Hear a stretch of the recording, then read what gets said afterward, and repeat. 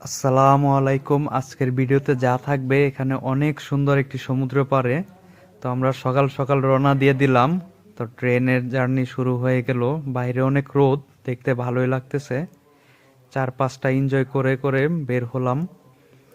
তো কিছুক্ষণের মধ্যে পলোনিয়ানো মারে চলে আসলাম। এখানে আসার পর দেখি আমাদের দেশের মতো অনেক সিএনজি অটো দাঁড়িয়ে আছে। এগুলো তারপর দেখে দেখে সামনে এগোতে থাকলাম। আমার সাথে আছে শাহিন ভাই। সামনে এগোতেই এখানে খুব পরিষ্কার পরিচ্ছন্ন। তারপর একটা কফি খেয়ে নিলাম দুজন, কারণ কফি না খেলে ঘুম চলে আসবে। আমাদের কফি চলে আসলো। এটা নিয়ে একটু বাহিরে বসে থাকলাম, একটু সুন্দর পরিবেশ দেখার জন্য। তো কফি খেয়ে আমরা আবার রওনা দিলাম ঘোরার উদ্দেশ্যে। তো সামনে এগোতেই এই যে সুন্দর কাঙ্ক্ষিত সেই জায়গাটা, উপর থেকে ব্রিজ থেকে নিচে পানি দেখা যাচ্ছে, দুই পাশে দুই পাহাড়, মাঝখানে সবাই এখানে বসে বসে আছে এবং দেখতে আসছে। এই যে সবাই যাচ্ছে এদিক দিয়ে। তো একটু পর আমরাও যাব সেখানে। এখনো অল্প মানুষ, সিজনের কারণে এখনো কেউ আসেনি। তো সিজন শুরু হয়ে গেলে অনেক মানুষ এখানে আসবে। তো চারপাশ দেখে হাঁটতে হাঁটতে একটু পরে আমরা চলে যাব সেখানে।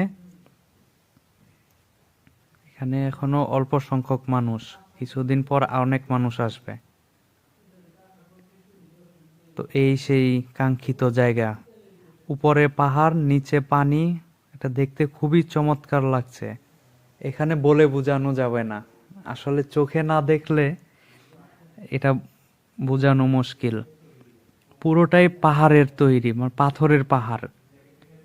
পানি খুবই নীল, অসাধারণ। আকাশ নীল, পানি নীল। আর উপর থেকে দেখতে অনেক চমৎকার লাগতেছে বিষয়টা। দেখুন কত সুন্দর লাগতেছে, প্রকৃতি কত সুন্দর। এগুলো সব পাথরের তৈরি।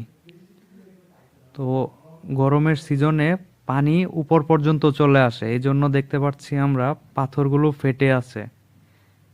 সব পানির ধাক্কা এসে এখানে লাগে। আর দেখতে খুবই ভালো লাগতেছে।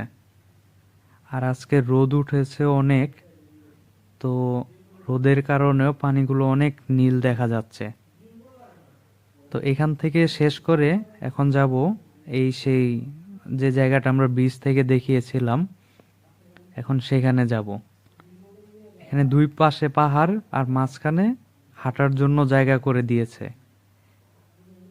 এখান থেকে সরাসরি পানিতে নামা যাবে, গোসল করা যাবে। আর পানিগুলো গরম। তো সব শেষে আবার বাসায় ব্যাক করতেছি। বাসায় ব্যাক করার সময় ট্রেন খুবই ফাঁকা, শুধু আমরা দুইজন ছিলাম এখানে। তো আশেপাশে আবার আঙ্গুর গাছ, তারপর অনেক প্রকৃতি দেখে ফেরত চলে আসলাম। এখানে দেখা যাচ্ছে পুরো মাঠটাই ফাঁকা, এখানে চাষাবাদ করা হবে কিছুদিন পর। যাই হোক, আমাদের সফর